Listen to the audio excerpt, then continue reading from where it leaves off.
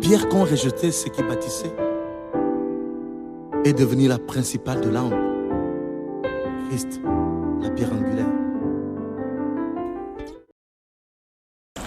Bonjour, bonjour, shalom, shalom, bien-aimés dans le Seigneur.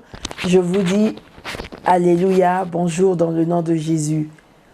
Nous sommes donc aujourd'hui, on est en juillet, nous commençons un nouveau mois. Je vous souhaite un mois de miracles.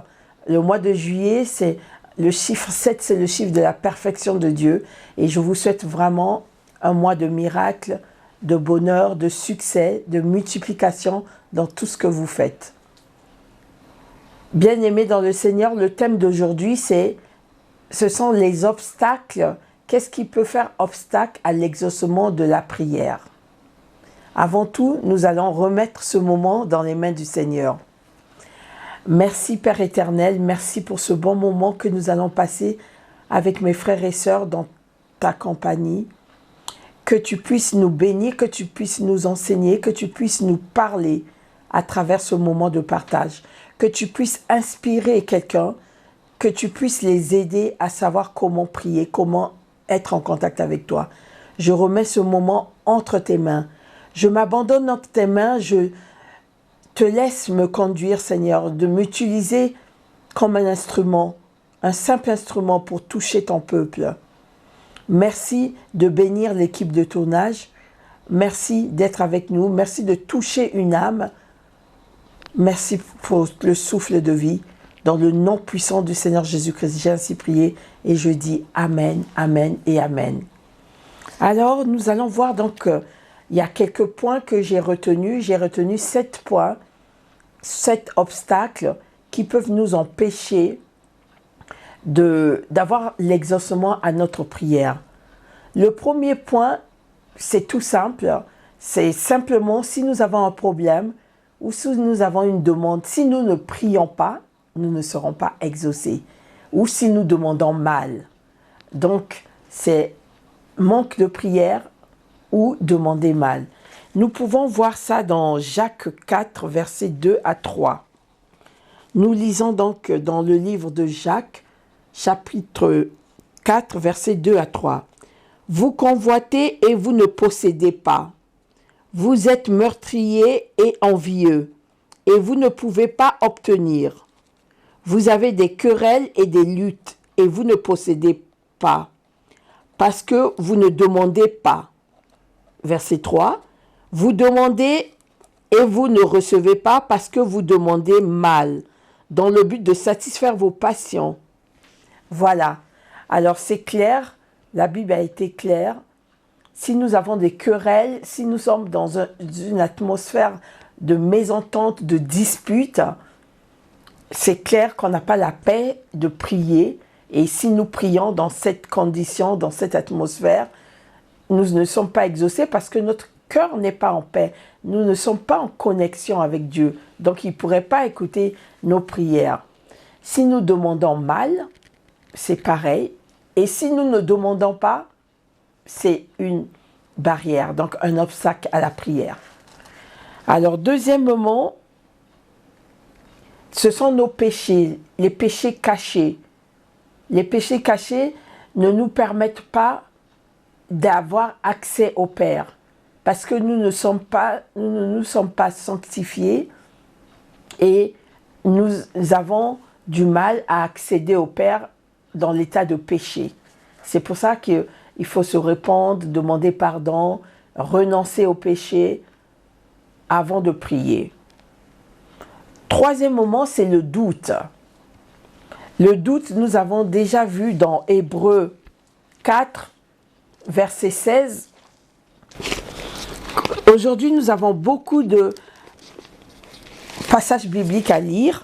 Alors, nous lisons dans Hébreux, chapitre 4, verset 16. Le verset 16 nous dit « Approchons-nous donc avec assurance du trône de la grâce afin d'obtenir miséricorde et de trouver grâce pour être secourus à nos besoins. » Pour être secourus dans nos besoins. Voilà. Alors, si nous n'avons pas de l'assurance, le contraire de l'assurance, c'est le doute. Si nous avons le doute, nous ne pouvons pas plaire à Dieu. Nous ne pouvons pas activer l'exaucement de notre prière. Ça, c'était donc le point 3.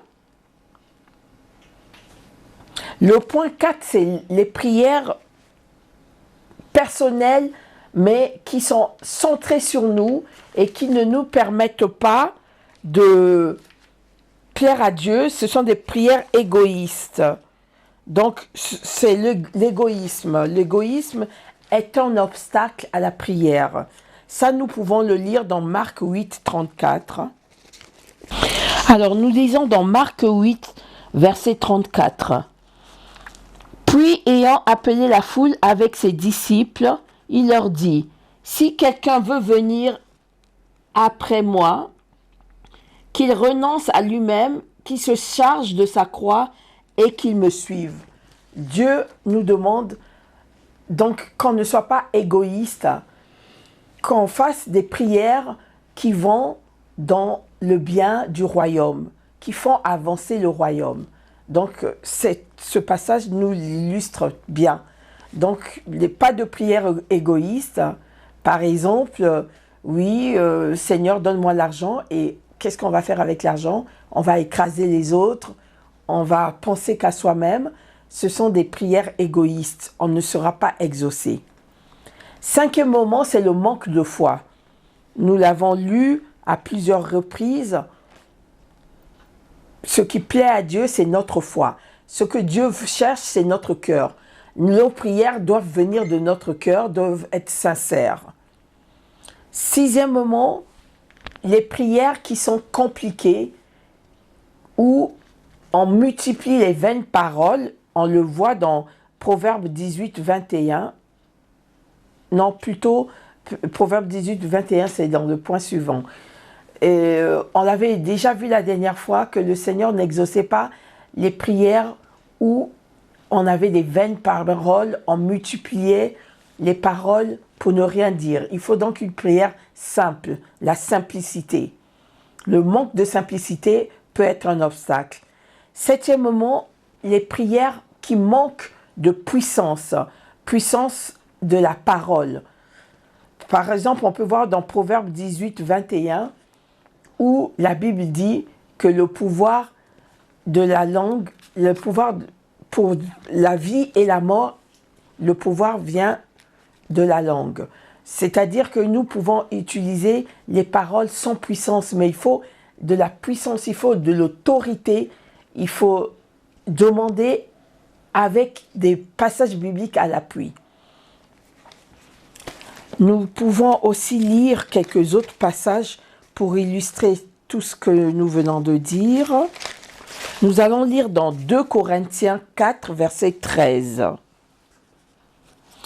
Et comme nous avons le même esprit de foi qui est exprimé dans cette parole de l'Écriture, j'ai cru, c'est pourquoi j'ai parlé. Nous aussi, nous croyons et c'est pour cela que nous parlons. Alors, quand on croit à quelque chose, on doit l'exprimer par la parole. On doit parler. On ne doit pas se taire. Et c'est pour ça que, en fait, le Seigneur nous demande de venir vers lui, de lui soumettre nos besoins, mais avec assurance, pas avec le doute, pas avec des complications. Voilà, nous pouvons aussi lire dans Jacques 5, 16. Verset 16. Là, ça concerne le péché, les péchés cachés. Confessez donc vos péchés les uns aux autres et priez les uns pour les autres afin que vous soyez guéris. La prière fervente du juste a une grande efficacité. Voilà. Alors, si on demande pardon au Seigneur, on est donc juste. On reconnaît nos erreurs. On vient demander pardon au Seigneur. On est dans le juste. Et la prière fervente du juste a une grande efficacité. Voilà, nous avons pu voir ces 7 points d'obstacles pour l'exaucement de notre prière. Donc, nous avons commencé par il faut savoir demander et il faut demander. Le manque de prière fait qu'on ne sera pas exaucé. Nous avons vu aussi qu'il ne faut pas qu'il y ait manque de foi. Il faut que ça soit une prière simple. Il faut éviter les péchés cachés, donc il faut se répandre. Il faut une prière avec puissance. Et voilà, c'est ce que j'avais à partager avec vous aujourd'hui. Donc, faisons attention à ces 7 points pour permettre à notre prière d'être écoutée par le Père et d'être exaucée.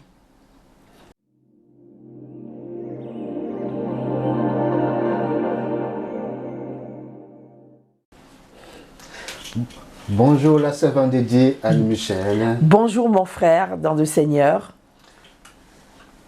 Aujourd'hui, vous avez parlé des obstacles qui empêchent la prière, les exaucements de la prière.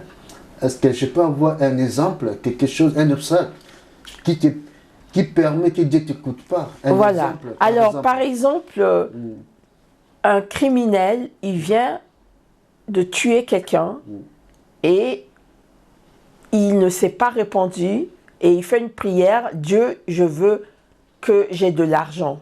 Il ne sera pas écouté parce que il est dans le péché, il n'a pas demandé pardon et il veut autre chose. Il ne sera jamais exaucé. Ou alors, un homme adultère qui dit « j'aimerais que ma femme me soit fidèle » ou « ma femme fasse ci, fasse ça » ou que j'ai même l'argent. Et il ne s'est pas répandu de son péché, il est dans le péché, il ne sera pas exaucé. Un autre exemple, vous êtes en pleine dispute, vous vous disputez dans la maison et tu rentres dans ta chambre pour aller prier sans demander pardon, sans avoir la paix. Ça, on le voit même dans le stress de tous les jours. Si on est stressé, voilà. C'est-à-dire si quelqu'un qui est en colère, donc il ne peut pas prier. Non, il faut se calmer d'abord. Il faut se mettre dans l'état des conditions, comme on avait vu, les conditions favorables, dans la paix, dans l'amour, pour pouvoir prier. Ah, merci beaucoup. Alors, j'ai une question à vous poser encore. Vous avez dit qu'il faut faire des prières simples. Et pourquoi dans notre église, nous faisons des prières de combat? Alors, les prières simples, ça ne veut pas dire que les prières de combat, c'est une prière où on prend l'autorité sur le diable, sur l'ennemi. Prière simple, ça ne veut pas dire que... ça veut dire qu'il ne faut pas que ça soit compliqué avec de vaines paroles qu'on se répète. Ça ne veut pas dire... le combat ne veut pas dire que c'est compliqué. Le combat, c'est plutôt pour prendre autorité sur l'ennemi. Voilà. Ah, d'accord. Ouais. Et la dernière question. Vous avez dit encore que votre prière soit toujours accompagnée de la parole biblique. Voilà. C'est tout à fait normal, c'est bien. Mais prenons quelqu'un qui ne connaît pas un verset et Dieu ne l'écoute pas. Dieu va l'écouter parce que si la personne parle avec son cœur. Mais pour activer la réaction de Dieu, si on connaît la parole, on sait mieux dire « Seigneur, tu as dit dans ta parole ceci ». Et c'est comme un enfant qui dit à son papa, « Papa, tu m'as promis cela. » Donc, le papa, il est coincé, il va le faire. Donc, c'est toujours les astuces, les points, les stratégies pour activer l'exaucement de la prière. Ça ne veut pas dire que si on ne l'utilise pas, on n'est pas compris, mais on est mieux compris et on a l'exaucement qui est plus rapide en utilisant la parole de Dieu. Merci beaucoup. Merci mon frère. Merci beaucoup. Merci à vous. Et je vais pouvoir prier pour mes frères et sœurs, les auditeurs, qui sont de plus en plus nombreux. Je vous demande de motive, en tout cas je vous motive de partager ces moments de prière, ces moments d'enseignement, ces moments de partage que nous avons, de partager autour de vous, de ne pas hésiter parce que je sais que ça fait du bien, j'ai des retours, que ça fait du bien à beaucoup de gens. Et je pense que là, on a vu en long et en large les conditions d'exaucement de la prière, les obstacles. On va passer à autre chose pour la prochaine fois.